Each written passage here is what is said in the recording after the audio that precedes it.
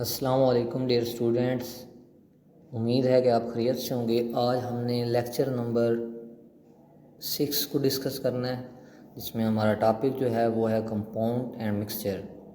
सबसे पहले हम कंपाउंड, इनमें डिफरेंस हमने देखना है कंपाउंड और मिक्सचर, और ये बोर्ड के हवाले से बहुत इंपॉर्टेंट लॉन्ग क्वेश्चन है। कंपाउंड क्या होता है? इट इज़ फॉर्म, हम ये पहले भी इसकी डिफाइन, ये इसके बारे पढ़ चुके हैं। It is form by chemical combination of atoms of element, कि ये एलिमेंट्स, एटम के एलिमेंट्स की कम्बिनेशन से क्या बनता है, फिक्स रेशो बाय मास के साथ। ये हम ऑलरेडी डिस्कस कर चुके हैं। अब हमारे पास नंबर 2 है द कॉन्स्टिट्यूएंट्स, मतलब जो उसमें हिस्सा ले रहे हैं, लूज देयर आइडेंटिटी। जैसे हाइड्रोजन और ऑक्सीजन है तो अपना वो क्या है, आइडेंटिटी खो देते हैं। And form a new substance have entirely different properties, और उनसे क्या बनता है हमारे पास, उनसे हम हाइड्रोजन और ऑक्सीजन मिलते हैं तो वाटर बनता है, और उसकी जो प्रॉपर्टीज़ होती है वो हाइड्रोजन और ऑक्सीजन से मुख्तलिफ होती है। तो यही वो कह रहा है कि जो जिस चीज़ से जो कॉन्स्टिट्यूएंट्स हैं वो अपनी आइडेंटिटी खो देते हैं, और जो नया सब्सटेंस बनता है उसकी आइडेंटिटी डिफरेंट होती है। नंबर 3 हमारे पास है कंपाउंड ऑलवेज है फिक्स कंपोजिशन बाय मास। ये भी हम ऑलरेडी डिस्कस कर चुके हैं कि इसमें कंपाउंड में जो कंपोजिशन होती है वो फिक्स्ड होती है।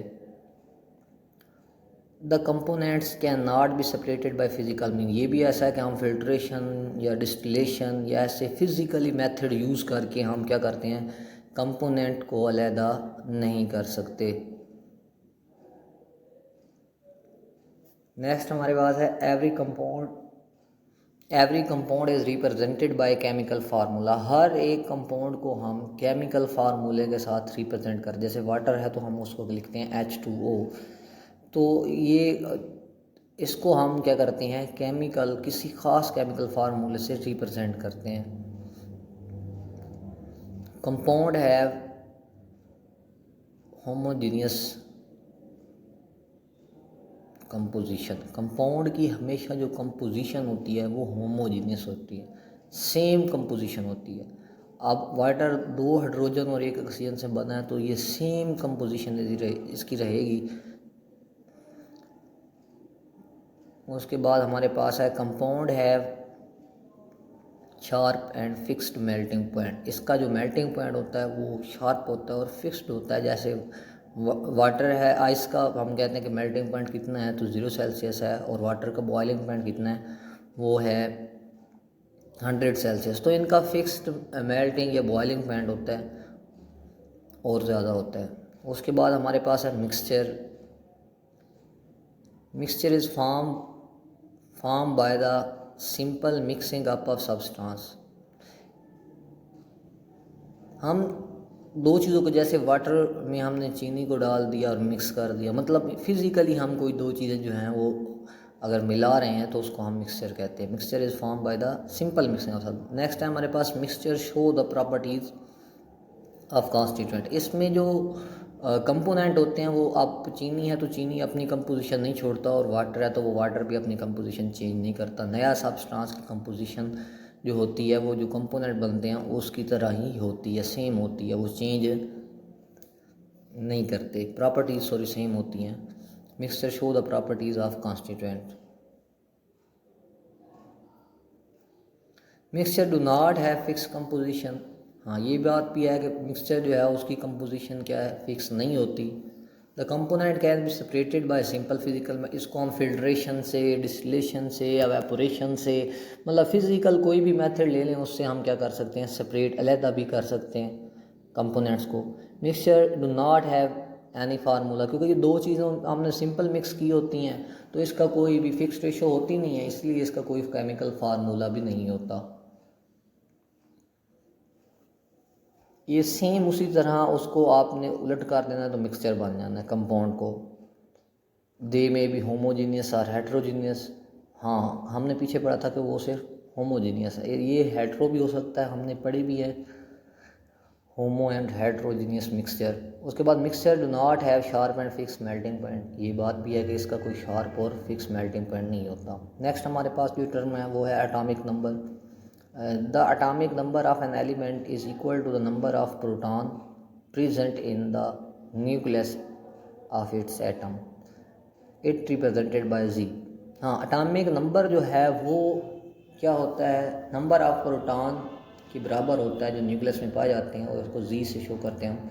एटॉमिक नंबर जैसे हाइड्रोजन का है 1, तो ये हमारे पास क्या है, इसकी एग्जांपल है कि जो प्रोटॉन, ये प्रोटॉन भी हो सकते हैं और नंबर ऑफ़ इलेक्ट्रॉन भी हो सकते हैं, क्योंकि हमें पता है प्रोटॉन या इलेक्ट्रॉन वो दोनों क्या होते हैं, सेम होते हैं। फिर एक टर्म आती है यहाँ आइडेंटिफिकेशन नंबर। आइडेंटिफिकेशन नंबर जो है वो each element has a specific atomic number, term as identification number. हर एलिमेंट का जो एटॉमिक नंबर है वो क्या है, स्पेसिफिक है, जिसको हम क्या कहते हैं, आइडेंटिफिकेशन नंबर है उसका। नेक्स्ट हमारे पास मास नंबर है।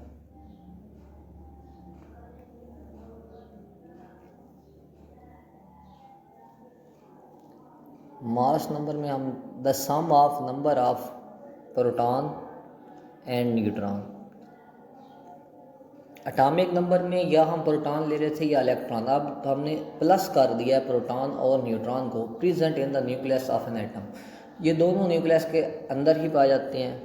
टोटल 92 सब एटॉमिक पार्टिकल हैं, सिर्फ इलेक्ट्रॉन बाहर रिवॉल्व करते हैं, बाकी सारे एटम के अंदर ही होते हैं। Where N is A is equal to Z plus N, ये फार्मूला है हम मालूम कर, where N is the number of neutron. इस फार्मूले से हम क्या करते हैं, मास नंबर मालूम कर सकते हैं, क्योंकि इसको इस रिप्रेजेंट करते हैं हम, क्या जेड क्या एटॉमिक नंबर है और plus N number of neutron है। नेक्स्ट जो हमारे पास टेक्नोलॉजी है वो है रिलेटिव एटॉमिक मास। ये इंतहाई इंपॉर्टेंट शॉर्ट क्वेश्चन है। The relative atomic mass of an element is the average mass if that element as compare to 1/12 the mass of one atom of carbon 12। अब carbon 12 को उन्होंने fix कर लिया था और बाकी जितने एलिमेंट हैं उसके साथ कंपेयर करके उसको मालूम कर लेते थे, इसी को हम कहते हैं रिलेटिव एटॉमिक मास। अब ये नेक्स्ट हमें कह रहा है कि relative atomic mass of hydrogen is 1.008 AMU। इसी तरह रिलेटिव एटॉमिक मास ऑक्सीजन का होगा 15 पॉइंट समथिंग है, 15.994 AMU।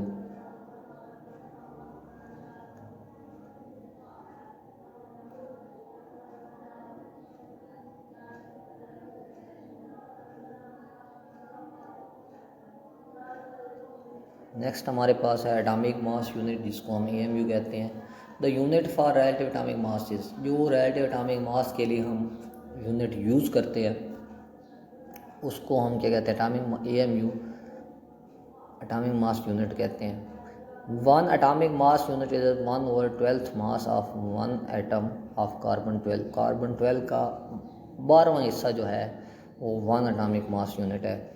Van atomic mass unit expressed in gram, अगर हाँ ये बहुत ही इंपॉर्टेंट MCQs है, 1 AMU कितने ग्राम के बराबर होता है, तो 1.66 मल्टीप्लाई 10⁻24 ग्राम के बराबर होता है। ये आपने हर हाल में याद करना है, ये शॉर्ट क्वेश्चन इंपॉर्टेंट है रिलेटिव एटॉमिक मास वाले, और ये MCQs भी इम्पोर्टेंस है। यहाँ ये कुछ हमें MCQs और मज़ीद बताई गई हैं कि मास ऑफ प्रोटॉन क्या होता है वो, और न्यूट्रॉन क्या होता है, फिर इलेक्ट्रॉन क्या, ये तीनों का मास हमें बताया गया है। पहले AMU में बताया गया, फिर उसको ग्राम में कन्वर्ट करके बताया गया है। आज का हमारे जो क्वेश्चंस हैं, क्वेश्चंस अबाउट लेक्चर नंबर 1 है difference between compound and mixture, कि कंपाउंड और मिक्सचर में डिफरेंस क्या है। ये बहुत ही इंपॉर्टेंट लॉन्ग क्वेश्चन है। ऑलमोस्ट ये तकरीबन हर साल ही बोर्ड के पेपर में आता है। फर्स्ट टाइम नहीं आया तो सेकंड टाइम नहीं तो फर्स्ट टाइम, और सम हो दोनों टाइम, फर्स्ट भी और सेकंड टाइम भी आ जाता है। नंबर 2 हमारे पास है difference between atomic number and mass number. ये भी हमने डिस्कस किया कि एटॉमिक नंबर क्या है और मास नंबर क्या है। नेक्स्ट ये जो शॉर्ट क्वेश्चन है ये बहुत ज़्यादा इंपॉर्टेंट है, relative atomic mass and atomic mass unit, ये भी आपने अच्छे तरीके से तैयार करें। तो आज का लेक्चर ओवरऑल बहुत ज़्यादा इंपॉर्टेंट था, जिसमें 2 मेन क्वेश्चन है, एक शॉर्ट क्वेश्चन और एक MCQs मैंने बताया, और एक लॉन्ग क्वेश्चन मैंने बताया। ये बहुत ज़्यादा इंपॉर्टेंट है। Thank you so much for watching this video.